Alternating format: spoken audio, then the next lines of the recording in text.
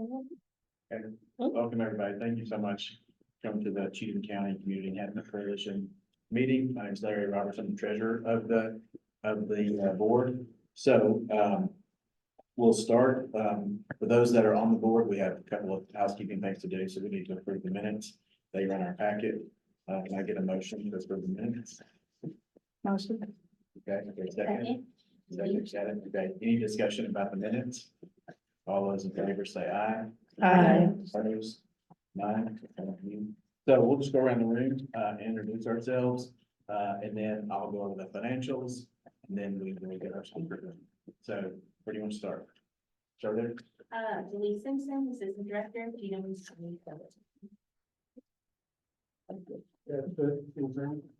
Coalition.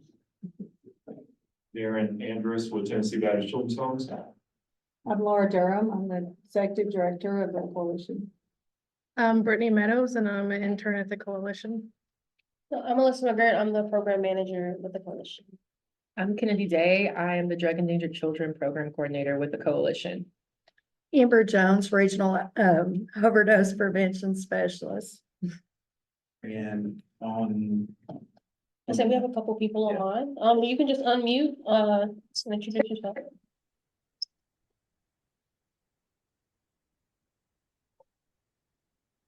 Hi, this is Megan Ellett with A Step Ahead of Middle Tennessee. Yes, I'm Rebecca Bergman. I'm with the Viral Hepatitis Program at the Tennessee Department of Health. Hi, I'm Lori Worster with Cheatham County Juvenile Court. This is Ashley Kleinert. I'm the substance misuse regional coordinator for Cheatham County and also on the steering committee. Thank you. Ashley, you're mad that you were just here like 5 minutes ago. Is that everybody? I'm Troy Sanderford, Hustle Recovery.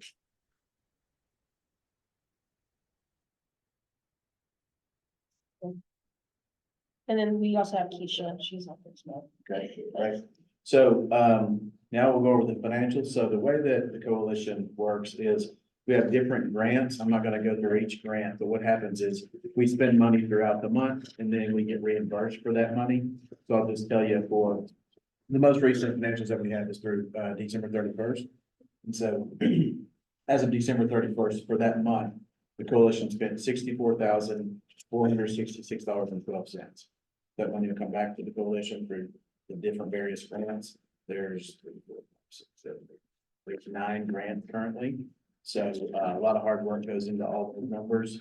And I'm gonna work with all the breakdowns, but it's pretty impressive what the coalition is doing. So thank you guys for that. Also, we need to approve the financials. So is there a motion to approve the financials? Aye.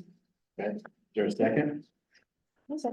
Any discussion? And the financials are in your packet, so we can go over all those specifics. If you have any questions, please let me know. No further questions. All those in favor say aye. Aye. Okay. Yeah, great, thank you. So Darren Andrus is the VP of Residential Care with Tennessee Baptist Children's Home. So he's gonna be our speaker, okay? Darren, thank you. Thank you, thanks. I need to stand to these things. So that follows you wherever you are. So where do you want to be? All right, good. Well, I have, well, thank you, first of all, for letting me come out this afternoon and watch you guys eat. It looks really good. But again, my name's Darren Andrus and I serve at the Tennessee Baptist Children's Homes. I've been serving with children and families for the last 33 years. And 20 of those years has been with the children's homes. And so I've been with them for a long time, love what we get to do. About 10, maybe 11 years ago, it was more than a job when I started out, but it became more than a job when we adopted our oldest daughter, messed up the birth rate of our family there and or order of our family. And so we have 3 girls and our oldest lives in Chattanooga, and she was at the children's homes when she came at 7 years old. And we adopted her into our family when she was 14, 15 years old and stuff. So we became instant parents of a teenager while having two younger girls. And now our middle girl is at UT Knoxville, junior there. And our youngest is graduating Brentwood High School, hopefully in May. We're still crossing our fingers for that. I have some materials here for you, and I'll just leave them here for those that are online. That way you have extras and stuff. It's got my business card, has a magazine, and then a few pins here. And so let you guys have that. But before we really go any further, I want to say thank you guys for what you do and trying to make a dent and helping your community and helping families and children and doing what you can do to make that impact. It really goes a long way, and I'm thankful to be able to team up with folks like you to be able to share what we do. I can share a little bit about what we do, but I think it would be more appropriate to start off with a video to kind of highlight what our residential program of the Tennessee Baptist Children's Homes does. And so if you'll turn your attention to the video. This is, and I'll share. Yes.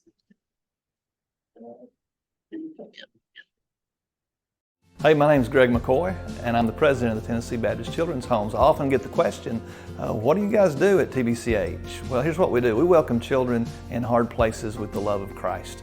We do that by providing residential homes on 3 campuses across the state, and we also place children in foster homes all across the state. So anytime a child needs help, we want to be the answer if we possibly can. At the Brentwood campus, we've been here at this location since 1911, and we serve up to 32 children. We have 6 houses that have house parents that serve full-time, and we have social workers that serve full-time. Kids come here because of homelessness, they come here because of poverty, come here because of parent addiction, come here because it's grandparents caring for their kids, they come here because of adoptions that are struggling and having a hard time. Each person, each child, each family's story is different and unique. We have several different houses all set up on the same campus with married Christian couples who run the home and can have up to 8 kids in each house. We all have dinner together and we do devotions together, prayer time at night. Just very family oriented, very homey and nurturing and loving. God makes it pretty clear throughout Scripture that we're to love our neighbor as ourselves. But He also makes it clear that there are certain groups of people that we must keep our eyes open for. And in that group is orphans or fatherless or even poor. You know, all those categories are categories of kids that we have. You know, we have kids that have come from homeless families. We have kids that have come from families that are struggling with addiction. We've got kids that are true orphans who don't have moms or dads. This is who you've got to care for. This is who you've got to go out of your way to make sure the needs are met for. And so I think for me, it's as simple as like, God said it matters. And so it's got to matter to me if it matters to God. I feel really loved here. Like, I know I say that so much, but it's the truth. I genuinely feel love from every single person on this campus. Like, you can, you know, just walk around campus and everybody is just so filled with love. Everybody's so happy. And it's genuine. It's not, you know, fake. You don't have to fake anything. So that's like my favorite thing about TBCH. Well, recently we received a call from a family that had multiple children, and they were in a desperate situation. And you could just hear the heaviness and the sorrow in their conversations. Our house parents and our case managers, they stepped in immediately, and the children are now safe and secure in our care. The good news, the story is not going to end there. We're going to come along beside those parents, and we're not going to serve them, but we're going to serve their children well. And they're going to be reunited again very soon. And that's what it's all about. That's why we exist. To serve children that are in hard places, to show them the love of Christ. That's what it's all about for us. Often we think of the mission field around the world, right, or in some remote place. And one way to get involved locally is realizing the mission field that's in our own backyard. And at the Tennessee Baptist Children's Homes, we have an opportunity to do that. You have an opportunity to do that. And it can be in several ways. One could be in just simple act of giving. Your resources to help us feed children, to clothe children in their time of need. There's opportunities to help serve around our campus. There's so many ways to be able to use your talents. And that could be in landscaping, that can be dropping off food, or to be a tutor, to be able to come along beside a child and help them grow in their educational needs. But also just to be a friend and a mentor to them can be so encouraging. I'm Miss Gale, and when I drive up, I hear, hey Miss Gale, all around the campus. I tutor elementary children. The children come here sometimes anxious, don't know what to expect, and my role here is to make them comfortable. Also as a teacher, once children get over their fear and their anxiety about not being where they're familiar, then they make remarkable improvement in their grades, which make them much more comfortable in their classroom. The children in this place are looking for the same thing that all children are looking for. They're looking to be loved and respected and cared for. You know, God calls us to serve, and this is my community. I live right here in Brentwood, and I have a heart for parents, I have a heart for kids, and I trust the Children's Home. I believe that this is a group of people who love children with the love of Jesus, and that's a ministry that I can get behind. I think that there's so many opportunities for people here. I think it's just a matter of praying and asking the Lord to lead you in what it is that He has for you in serving here, because there is a whole list of things that can be done.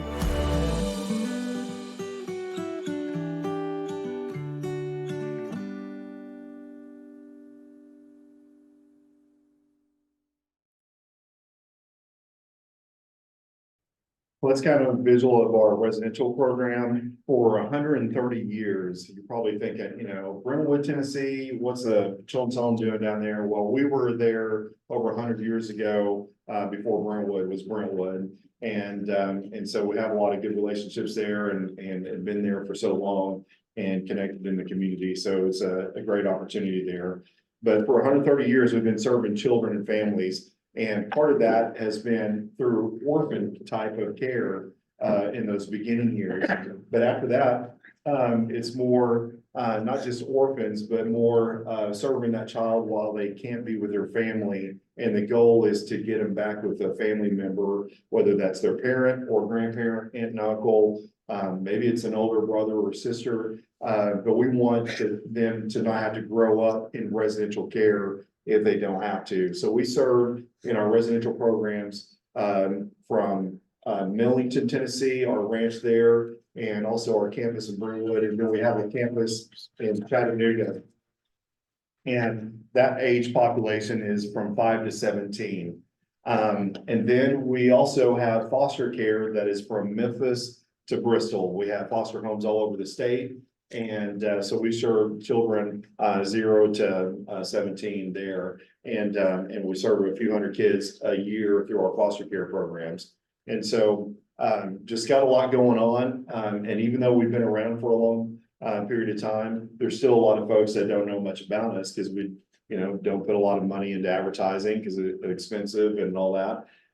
We are 50% we raise money through our churches and folks like that throughout the state of Tennessee. And then the other 50% of our support comes from individuals, businesses, folks that just want to be involved with us. And so we don't take money any other way. We're not taking any money from government support or anything like that. Not that that can be a bad thing or anything like that, but that's not what we're about. But we just never had to be able to be in that position where we've had to do that. And so pretty good testimony for 130 years of our organization being around that long and be able to be self-supported in that way. What makes us unique than other programs and maybe some other programs is that those that come into our residential program, we don't charge for our care.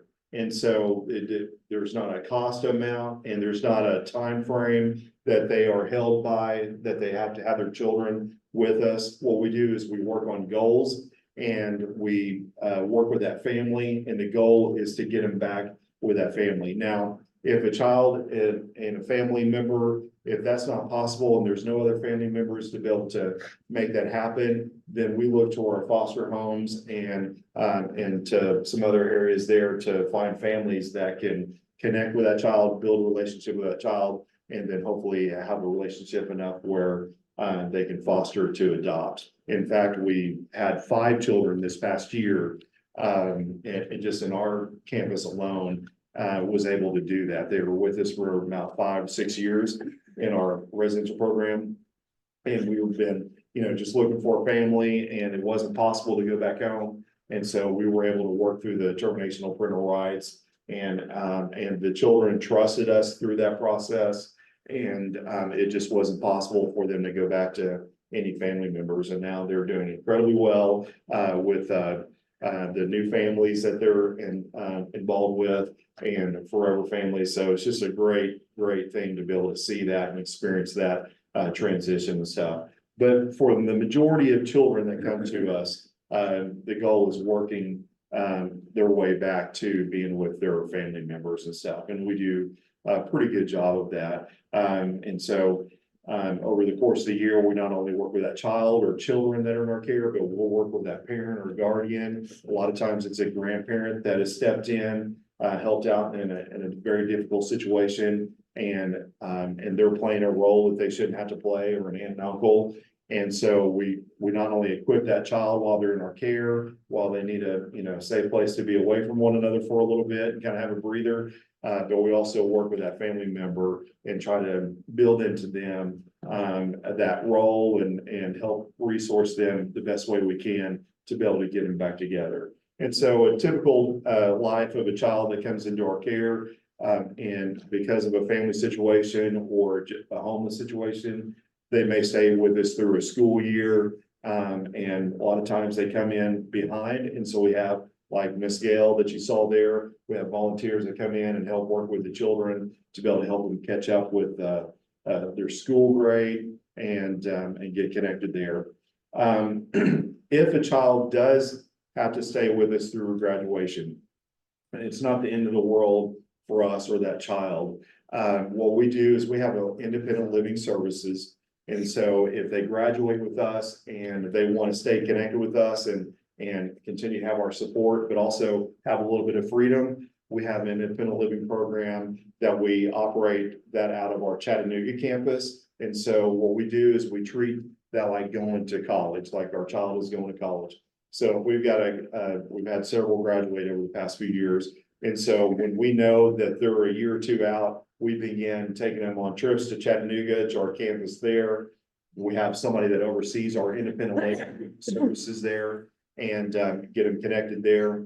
And also we have a couple that is connected with the kids, just kind of overseeing where they're staying and just checking on them. But we help them get all the school paperwork checked out and filled out, the FAFSA stuff and everything that you can think of. Most of them will choose to go to Chat State there. But we do have some, like this past year, that graduated, they're going to UT Chattanooga. And they were just doing really well in school and wanted to jump into the 4-year college there, and they had that opportunity to do that. And so we helped them there. Now, if they don't want to go to college and they want to stick with us and kind of help have that support, they can stay with us. But they have to be moving forward in some way. So we get them connected with some partners, community partners in the Chattanooga area. Chick-fil-A is a good one. Servpro is another one. But we get them connected with them. They begin working with them.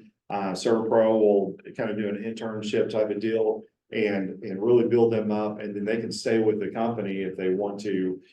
We have some guys from our ranch that they have a welding program out there in wood shop. And so they learn those skills, and some of them are making more money than I am going out and welding at a young age and getting on their feet that way and stuff.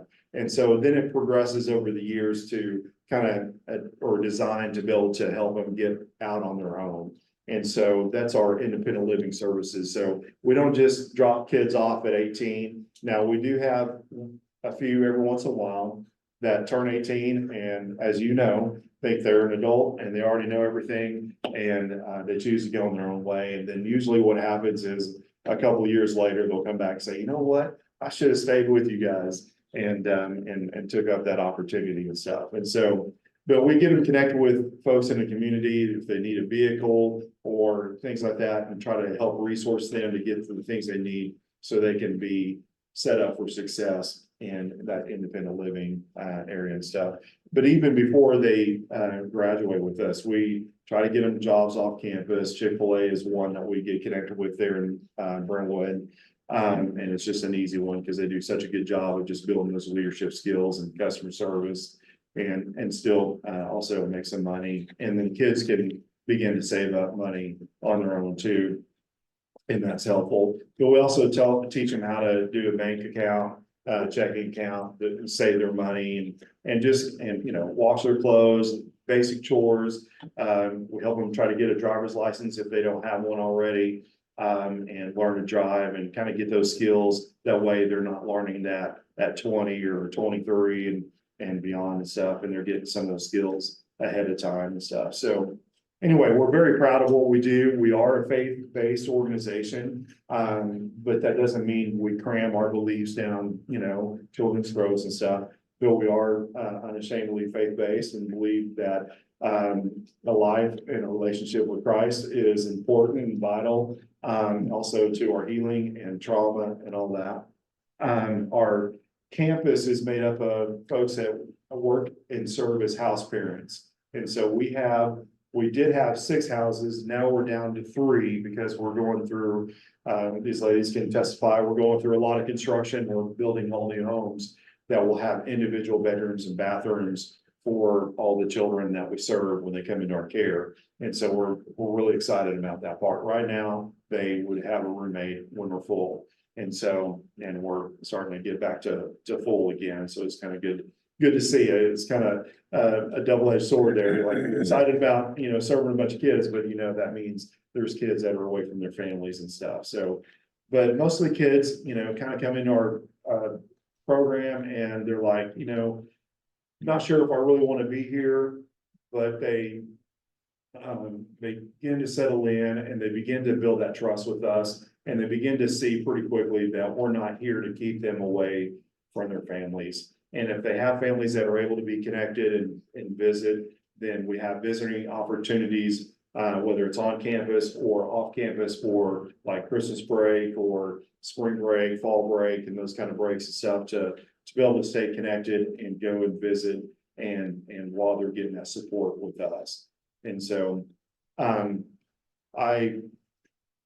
we'll go over our process of how we take children in and kind of where you guys might be able to come in line and partner with us and helping children in your community. And then I'm going to open it up to you all to ask questions because that's kind of the best way to kind of do that. Our process for a residential program is we are private placement. And what that means that the parent or guardian has to sign off on placing a child in our care. So if you guys are working with a family in your neck of the woods, and that may need, hey, it might need some help for that separation of, you know, just being away from the family members for a while to have some healing. Maybe there's trauma or a lot of stuff going on or a homeless situation, or a parent or guardian is incarcerated, or they're in an addiction program that they can't have their children with them. Then call on us and we'll see what we can do about taking the child in. And so what we would do is send you an application. We have to have information on any children that come into our care. And then what we like to do after that is, if it's possible, and sometimes there are emergency situations and it can't be possible, but if it's possible, have that family come and visit our campus, or we come out here and visit with that family and just share with them who we are, what we do, and how we would like to help. And so that process can go as fast as we can move it along. So sometimes we're doing a Zoom call because they can't be at our campus because of being so far away or whatnot. So, or they don't have the transportation, we can work with that too. And so we'll work with that child and we'll bring them into our program and we run it like a home as much as possible. As you see, some of the houses there, we're not a lockdown or a therapeutic environment, like a hospital environment, even though it's therapeutic what we do and what we're part of and stuff. The kids still go to public school, and so they're involved in that way. We're involved in churches in the area there that we're connected with. So they're involved in church programs, youth groups, and elementary age groups and stuff. And then also, we want them connected with anything in the community, like if they're sports related or if they're interested in playing in band or whatever it may be, art. We want them to be involved like they would be and have that opportunity at home and stuff. And then if the parents are able to get there and they have a production or a basketball game, they're welcome to come to those. We're not keeping them all away from one another and stuff. But we do have a process. So when you do have a family that might benefit for our type of care, then just give us a call. I've got my number and my card on the information here. And I'll make sure you get that application information and you can fill that out and then we'll go from there. And like I said, if it's an emergency type situation, we can try to move as quickly as we can to be able to accommodate that. But a lot of times, you may be working with a family and kind of see it coming. And they have time to be able to visit us and get to know us and kind of build that trust a little bit. That way they know where their children are going or their child's going and all that. So we serve a lot of homeless situations. We also serve a lot of situations where families have adopted and they just, things have gone south and just the relationship and the connection and there's frustration on both sides. And sometimes you just need a little bit of separation there. And so what we try to do in that case is obviously take care of the child in our care, but also work with the parents that are, maybe it's new parents and trying to figure it out, the adoption thing and that relationship and the tension that's there, and just help walk that path with them because, it's if you've adopted or been around those that have, it can be a crazy, strange world of trying to make those connections and build those relationships and all that and just being. Thank you. So, you said private placement, so. Yes. Tell me, like, that means a parent has to sign off on that child going there? Yes, yes. Private placement, versus, we call it non-custodial. Custodial placement would be, kids that are in state's custody. Like DCS? Yes, DCS custody. And so, and we do serve children, through our foster care program that are in state's custody, but our residential program, part of what we do is private placement, meaning the parent has to sign off. So if there was addiction or abuse or something and a parent was like, I'm not signing off on this, you can't take that child apparently. No, I think we could probably work around that a little bit if there's two parents that, that are involved or somebody that has power of attorney or we just have to investigate that and see what we can do on a case by case scenario. For the people who may not know, the house parents, what does that look like, the consistency or how long they may stay and that kind of thing? Good question. We have been blessed with staff that's been with us for a while. And so we have one new couple, but the other couples been with us for years.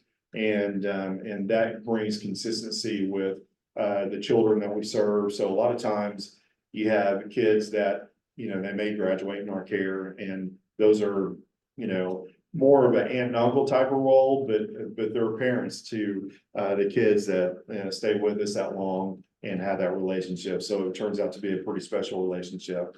We are kind of unique a little bit on how we take care of our staff, in particular house parents.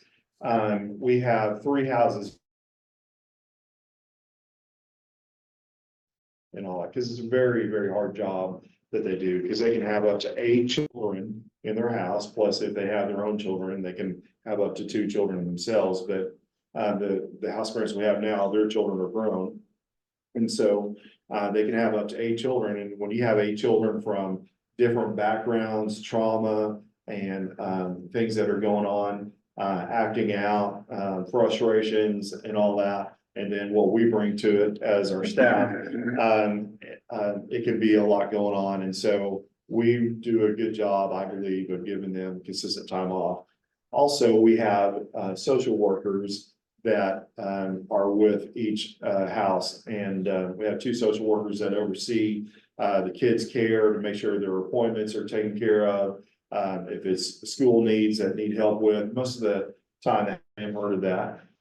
It's out of TCU in Fort Worth there. And so we do a lot of training in that arena.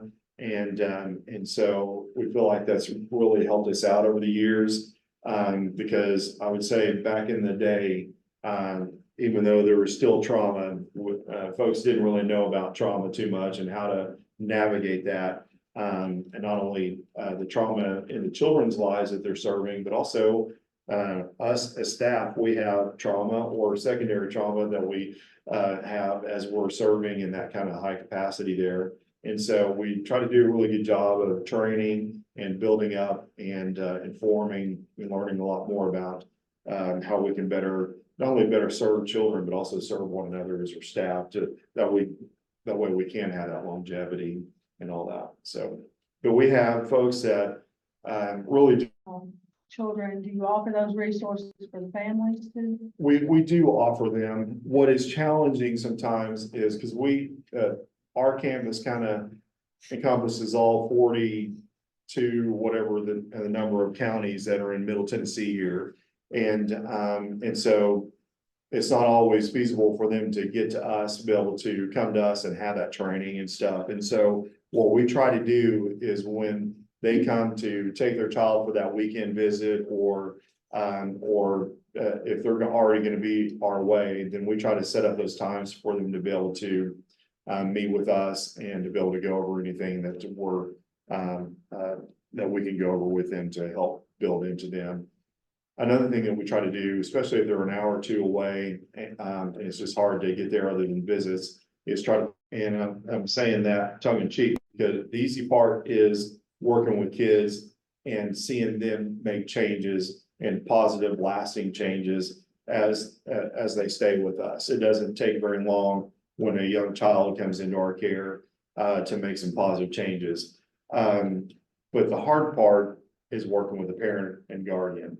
What we have found over the years is those that really work with us are the ones that have adopted children. Those are the ones that are trying to, they're locked in and trying to figure it out so they can get their child back and be in a better relationship. But the ones that are homeless or in a different situation, drug addictions and things like that, it's very hard to work with not being the parent. So yeah, you have another question? Why did you get a kid with special needs? That's a great question. We have a guy named Elijah, and he was born with special needs. And he can't talk. He has a great smile. I wish I had a picture of him, but I do on my phone, so maybe I can show you here in a minute. But he is, we had to feed him and do everything for him. And he came to us 24 years ago. And we have a lady that the house is set up just for, his name is Elijah, just for Elijah. And so we have rollers on the ceiling where it lifts him up and you can roll him from one really special needs guy. His name's Elijah. So, and he'll light up the world. And so he's a great kid. So. Well, I have information here on we have our monthly magazine and it has a few stories in it. And then also I ran out of copies, so I made copies of our brochure. Just kind of goes over more information on our residential program. And then on the front, I stapled my business card there. And I think, yes, my cell number's there. So If you get, connected with a family and you're like, man, I wonder if this would be a good fit before you fill out that application, because it's a few pages long, you can call me and say, hey, here's the scenario before I waste time with the family or the application part and filling it all out. You can kind of give me the highlights and we took in yesterday, but we still have girl openings on our girl side.